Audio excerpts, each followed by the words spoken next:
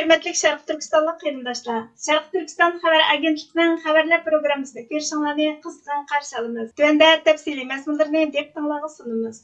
Şərq Türkistan sürgündə hökuməti Bişkekdə ötküzülgən Türk dövlətləri başlıqları yığınıga qatnaşqan Türk dövlətləri rəhbərlərinin Xitayning irqiy qırğınçılığına sükut qılğanlığını tənqid qıldı. Hindistan bayani xəbər toruning 8 noyabr kunidagi xəbəriga qaraganda, Şərq Türkistan sürgündə hökuməti keskin bayonot e'lon qilib, Türk Dövlətləri Təşkilatının Xitayning Şərq Türkistanda elib berilgan irqiy qırğınçılıq və rəhimsiz işğaliyetini e'tirof qilmagan yoki ayblamaganligini rasmiy turda qattiq aybladi. Şərq Türkistan sürgündə hökumətinin Cumhur Rəisi Doktor Məmtun Əli Əpəndi qattiq norozilik bildirib, Türk Dövlətləri Birligining sükutining təşkilatning qurilishdagi hamkorlik və ittifoqlik prinsipiga xilof ekanligini aytdi. Şərq Türkistan sürgündə hökumətinin Cumhur Rəisi Doktor Məmtun Əli Əpəndi Türk madaniyetining beşki bo'lgan Şərq Türkistan Xitayning ishg'oliyati va mustamlikasi ostida sistemlik turda buzg'unchilikqa uchrayotganda Türk davlatlarining Xitoyning vahshiy qilmishlariga qilgan sukuti irqiy qirg'inchilikqa uchrayotgan o'z qarindoshlariga qilingan xiyonatdan iborat. Tarix eng muhim paytlarda o'ziga xiyonat qilganni kechirmaydi. Uyg'ur, Qozoq, Qirg'iz va boshqa Turkiya xalqlaridan tarkib topgan Şərq Türkistan xalqi 75 yildan ortiq vaqtdan beri Xitoyning besimiga bardoshlik berib kelyotidi. Şərq Türkistan bilan bo'lgan jug'rafiylik, kultur va til jihatdagi bog'lanishiga qaramay, Türk Dövlətləri Təşkilatı bu vəhşiliklarni to'xtatish uchun ahamiyatli harakat qo'llanmay qolmay, balki sukutni tanladi. Şərq Türkistan sürgündə hökumətinin Tashqi ishlar va bexatarlik ministri Salih Xudoyer Əpəndi Türk Dövlətləri Təşkilatı başliqlari yig'inining o'zining chegarasining yanidagi 40 milliondan ortiq xalq duch kelgan ahvolni e'tirof qilmay, xalqaroliq masalalarni hal qilishga uringanligini ayblab, Türk Dövlətləri Birligi uzoq yerlardagi andishalarni tilga oldi. Ammo xalqimiz duch kelgan irqiy qirg'inchilikqa ko'z yumdi. Biz Türk Dövlətləri Birligini sükutni buzib, Şərq Türkistandagi Türk qarindoshlarining yanida turishga chaqiriq qilamiz dedi. Şərq Türkistan sürgündə hökuməti Türk Dövlətləri Birligini Şərq Türkistandagi Uyg'ur va boshqa Türkiya xalqlari duch kelgan irqiy qirg'inchilikni keskin turda ayblashga, Xitoyning ishg'oliyatini oxirlashtirish uchun bor bo'lgan barliq diplomatik va iqtisodiy tadbirlarni qo'llanishga chaqirdi.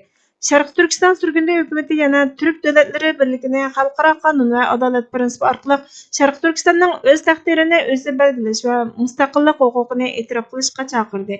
Uningdan boshqa Şərq Türkistan sürgündə hökuməti Türk Dövlətləri Birligini Xitoy hökuməti bilan bo'lgan barliq hamkorlikni to'xtatishni va Şərq Türkistanni Xitoyning mustamlikasi, irqiy qirg'inchilik va ishg'oliyatidan qutuldirib, bu orqali barliq Türk davlatlarining egilik huquqini qo'g'dishini talab qildi. Şərq Türkistan sürgündə hökumətinin çağırıqı yer şarının diqqəti coğrafiyalik siyasi ciddilikdən küçəyişiga mərkəzləşkən halqılıq paytga toğru gəldi. Şərq Türkistan sürgündə hökuməti Şərq Türkistanның erkinligi və xalqını qoğdaş görüşünü davamlaşdırdığanlığı toğrusida vədi verdi. Şundaqla Türk dünyasının adalet görüşüdə to'liq qo'llashini talab qilganligida ching turadiganligini bildirdi. Şərq Türkistan sürgündə hökuməti Şərq Türkistan xalqining vakillik organi bo'lish sifati bilan Xitoy hökumətinin Uyg'ur, Qozoq, Qirg'iz va boshqa Turkiya xalqlariga qarshi elib berayotgan irqiy qirg'inchilik, ishg'oliyat va kishilik huquq dafsanchiligiga bo'lgan to'nishini oshirish uchun xizmat qiladi. U rayonning mustaqillik va egilik huquqini asliga keltirishni tashabbus qiladi. Şərq Türkistanning adolatga kafolatlik qilish va'dasida ching turadi dedi.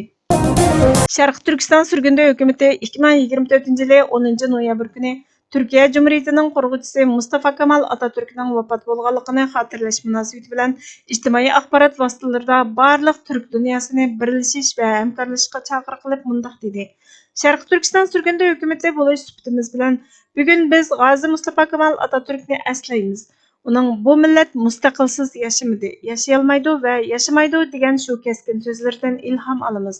Bu so'zlar Şərq Türkistan xalqining ro'yida aks etib, milliy ko'rishimizning yo'lini yo'ritib berdi. Xitoyning 75 yillik ishg'oliyati va zulm ostida xalqimiz erkinligi va mustaqilligini asliga keltirishdagi asosliq nishonidan azaldan voz kechmadi. 12 noyabr Şərq Türkistan Mustaqillik kunining yaqinlashishiga ergashib, ajdodlarimizning 1933-yili 12 noyabr va 1944-yili 12 noyabrdagi mustaqillik e'lonini hurmat bilan eslaymiz. Ular xuddi Atatürk'e o'xshash milliy mustaqillik, hayotlik masalasi deb kurashni boshladi. Bugun biz o'xshash iroda bilan yo'limizni davomlashtiramiz. Biz chet elliklarning ishg'oliyati va zulmiga hargiz bosh egmaymiz. Biz uchun birdan bir yo'l mustaqillik. Bugungi kunda nurg'ulg'an turk davlatlari asorat zanjirini buzib, mustaqillikni qo'lga keltirdi. Hozir Sharq Turkistonning mustaqilligini asliga keltiradigan payt keldi. Biz Turkiya Cumhuriyeti va butkul turk millatini Atatürkning mirosini qo'g'dash orqali bu haqqoniy kurashda biz bilan birga turishga chaqiramiz. Sharq Turkistondagi Xitoyning mustamlikachi ishg'oliyatiga, irqiy qirg'inchiligiga va zulmiga birlikda qarshi turaylik.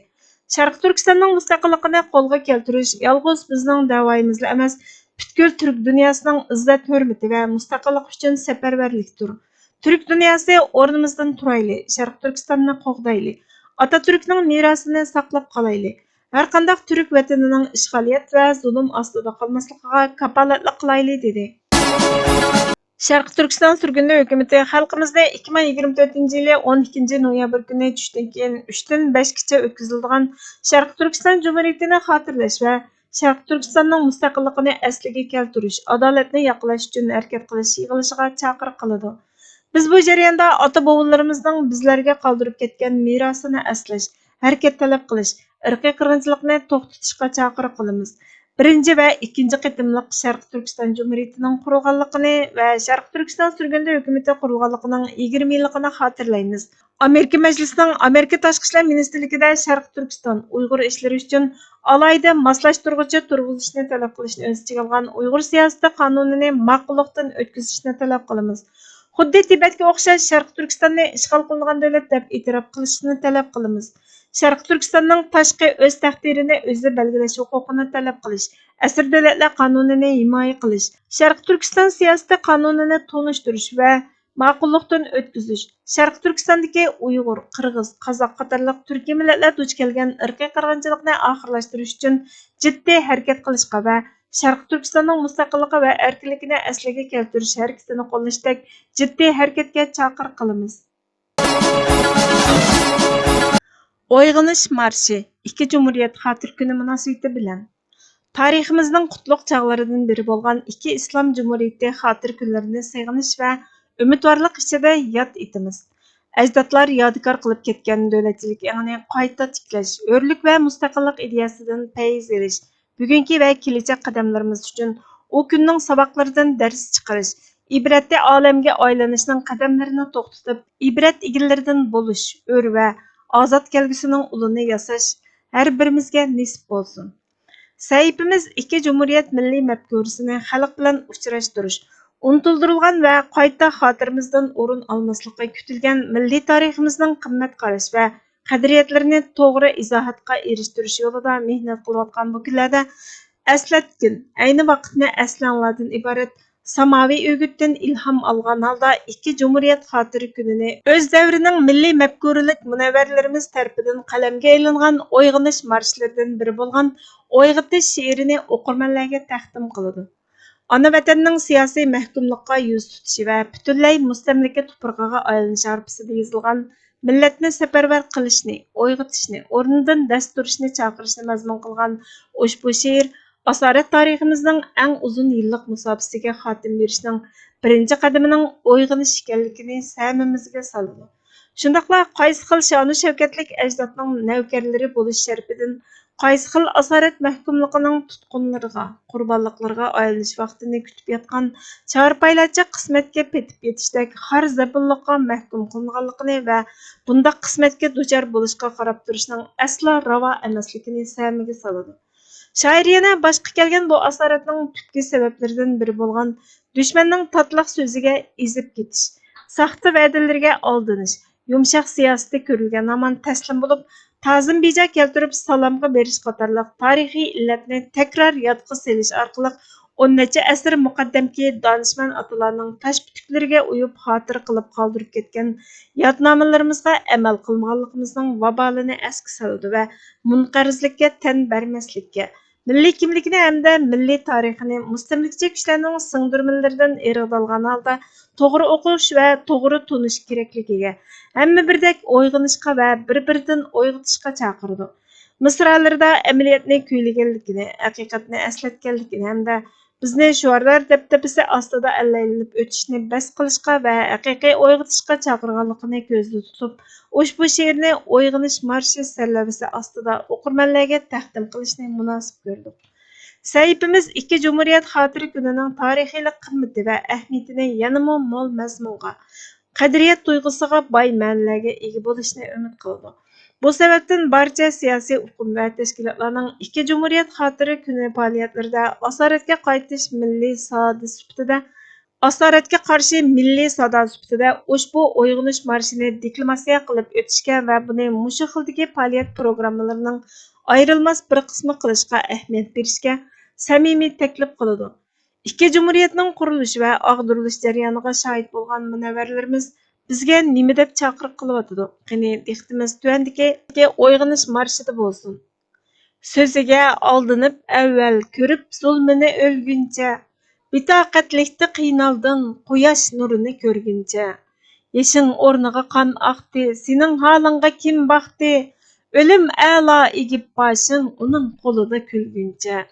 So'ziga aldanib takror ajab bir ixtiyor etding. Ko'zingni och, ko'tar boshing qaro g'aflatda yurguncha. So'ziga aldanib avval ko'rib zulmini o'lguncha. Bitaqatlikda qiynalding quyosh nurini ko'rguncha.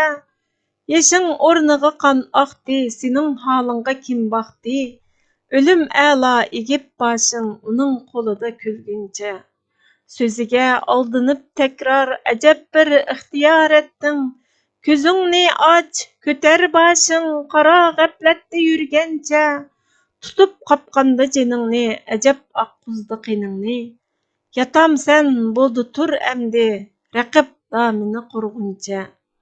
Qiningni sho'ritib yotqa, yuzingdan nurni ketkizma. Tarixingni tunig'insan, yotning so'zini qilguncha. O'zing o'tmishni o'ylab ko'r, jahonda kim eding avval? Misolda kimga tang qilsam, ana sen bor eding shuncha. San'at babida ustun eding, sen tarixni aqtur. Babang qildi gülistonliq, ochildi turlik gulg'uncha. Sening g'ayrat kuching go'yo arslan shirda yo'q edi. Sabab na bo'ldi al hayron, yana sen qul bo'lib muncha. Qani u boyliqing amdi rahimsiz qaysi shum oldi. Chidab tur, deymi vicdoning, butkul bor yo'qni olguncha. Qani tur amdi o'rningdan, ko'zing och bu jahonga boq. O'lim a'lo bu elning vaboliga buncha qolguncha. Manba Erkesi 107-son 1947-yili 26-noyabr. Hurmat bilan Uyg'oqlar dunyosi sahifasi Burxon Muhammad. Bizga vaqt ayirganinglar uchun ko'pdan ko'p rahmat. Kelar qatimqi programmamizda ko'rishguncha Allohga omonat bo'lgaysizlar.